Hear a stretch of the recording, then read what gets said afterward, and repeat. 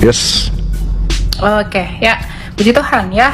Nah, yang pertama saya mau bantah yang pertama ya. Bang Juma mengatakan itu adalah buatan Kristen. Ya, Bang Juma mungkin akan mengatakan itu buatan Kristen karena dari tadi Bang Juma belum mampu membantah ini. Memra dalam Targum. Bang Zuma, kalau memang firman itu menjadi manusia itu ide Kristen, di dalam iman Yahudi memra itu menjadi mal'ah Yahweh di dalam data ini.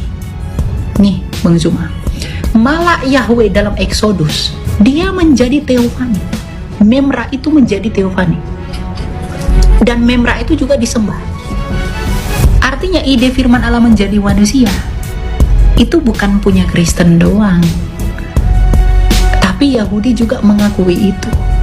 Malah Yahweh, memra dalam Targum tadi.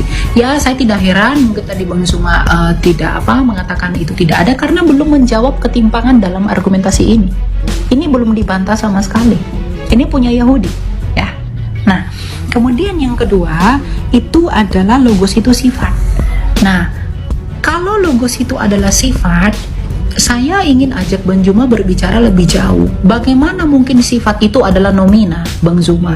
Sifat itu adalah adjektiva, bukan nomina. Adjektif, cantik, manis, lucu, itu sifat. Itu adjektiva. Tapi logos ini nomina, nominatif. Apakah Bang Zuma itu mau mengubah yang nomina dalam iman, dalam pemahaman Yunani itu menjadi adjektiva? Makanya dari tadi saya pengen Bang Zuma itu sebenarnya tunjukin kepada saya di mana data yang menunjukkan logos itu adalah adjektiva. Saya pengen tahu. Saya sudah menunjukkan literasi saya, logos itu adalah nominatif. Bentuk genitifnya logo, bentuk akusatifnya logon, bentuk datifnya logo. Jamaknya pun, nominatifnya pun menyerap kata tunggalnya logoi. Sama seperti theos menjadi theoi. Ya, theos itu nomina dan nominatif jamaknya adalah theoi. Nah, lalu kenapa begitu? Bagaimana Bang Zuma menjawab ini? Bagaimana Bang Zuma mungkin dengan mudah membolak-balikkan istilah, tapi tidak ada literasi yang disampaikan? Ya. Nah, yang ketiga, Yesus itu adalah makhluk. Oke, Yesus itu adalah makhluk. Karena dia menjadi manusia, dia bukan transubstansiasi, Bang Zuma. Tadi saya sudah jawab bahwa ketika Bang Zuma percaya kalam itu dibukukan, maka kami pun percaya kalam itu dimanusiakan. Kalau itu berkaitan dengan ide ilahi, firman itu adalah ide ilahi, yang mau saya pertanyakan adalah apakah ide itu yang di dalam diri Allah itu bukanlah Allah sendiri? Karena ini logos itu adalah akal budi. Akal budinya Bang Zuma, bukankah Bang Zuma? Lalu akal budinya Allah, bukankah Allah? Pasti Allah. Jadi logika dan nalar yang relevan itu dielaborasi oleh Rasul Yohanes, Santo Yohanes. Pada mulanya sudah ada firman-firman itu bersama-sama dengan Allah. Firman itu adalah Allah. Karena di dalam Allah, bukan di luar Allah. Ya, jadi ini tadi tugasnya itu sebenarnya yang tidak dijawab itu sebenarnya adalah masalah memra ini. Bang Zuma itu mengatakan itu buatan Kristen, firman menjadi manusia. Lalu bagaimana? Memra ini lebih parah loh. Memra itu menjadi mal'ah Adonai loh. Mal'ah. Ini dalam Jewish Trinity Yuval Nathan. Ini boleh nanti dicari. Menjadi teofani. Nih. Apa bedanya? Bah, di sini coba lihat. According to the Malik Yahweh directions, nothing won't do but works new as Yahweh have to identify the Father in Genesis. Only the post-Sinaitic Yahweh's narrator dan Musa knew that the Son and the Spirit were Yahweh. Jadi Musa pun di dalam bukunya Yoel Nathan ini, Bang Zuma, ya, dalam iman Yahudi, Musa pun mengetahui bahwa putra dan roh itu adalah Yahweh. Bagaimana ini? Ini tidak dibantah dari tadi. Saya nunggu bantahan ini. Dan ini, bagaimana Anda membalikkan nomina itu menjadi adjektiva? Begitu ya. Jadi persoalannya kiranya tidak selesai karena itu tidak terjawab. Ya. Tadi kita sudah melihat bahwa Abraham, Musa, dan lain-lain itu telah melihat bahwa Tuhan itu memang esa. Iman Kristen pun dalam pengakuan iman Isia Konstantinopel mengatakan, aku percaya kepada satu Allah yang esa, yakni Sang Bapa. Ya, lalu Trinitas ternyata itu menjawab tentang penjabaran misteri Allah kita yang satu itu. Bagaimanakah Allah kita yang satu itu dan seperti apa dia?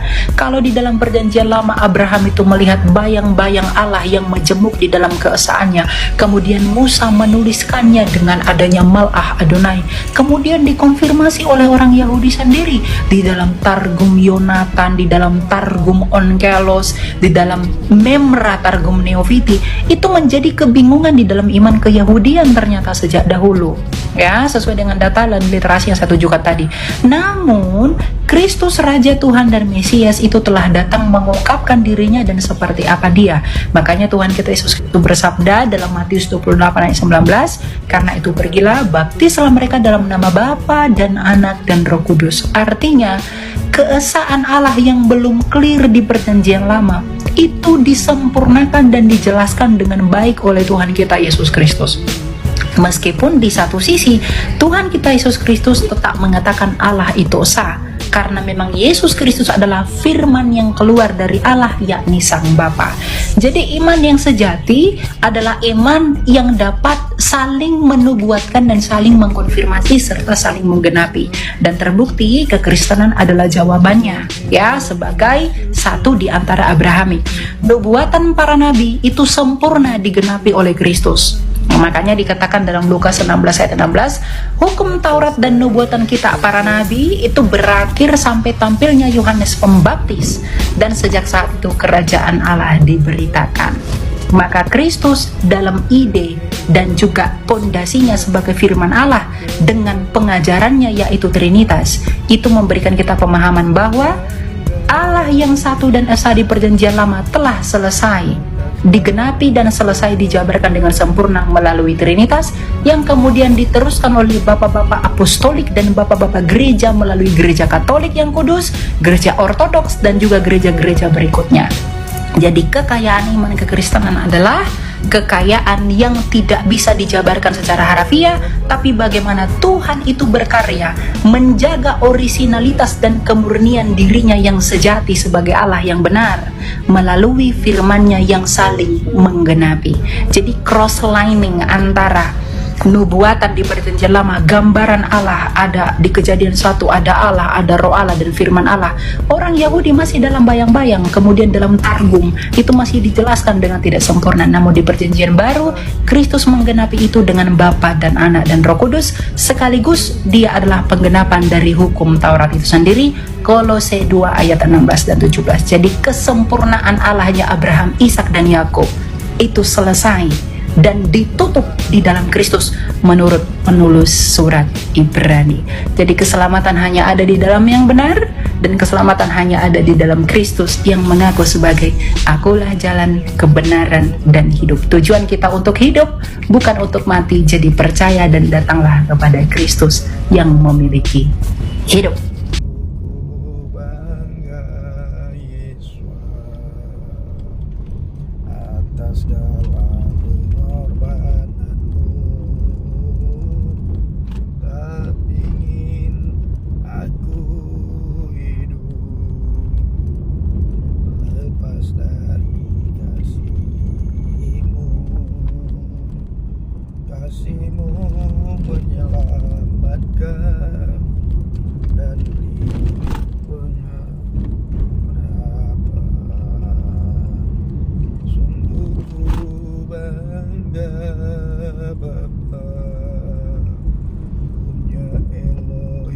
Seperti Engkau,